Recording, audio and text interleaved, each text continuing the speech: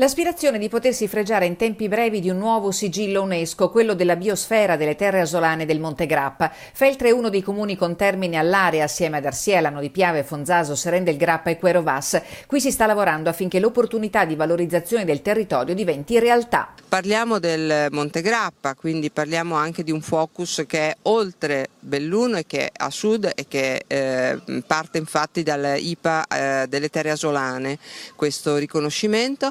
Noi però siamo parte e dentro il patrimonio vorremmo, in questo nuovo patrimonio, vorremmo proprio inserire una parte ad esempio legata all'agricoltura e legata a tutto ciò che fa conservazione ma attraverso l'azione dell'uomo, che poi in fondo è il mandato anche delle Dolomiti Patrimonio dell'Umanità.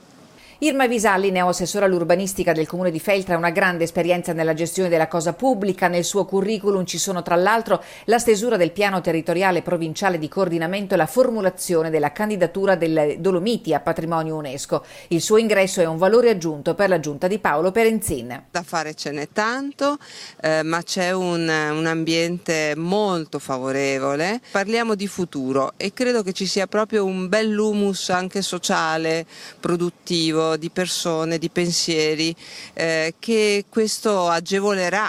Recupero e valorizzazione dell'esistente e risposte alle domande del risiedere, di chi produce e naturalmente di tutti coloro che si muovono nel campo del turismo. Noi puntiamo molto a valorizzare tutto ciò che è presente e che spesso non è messo in rete.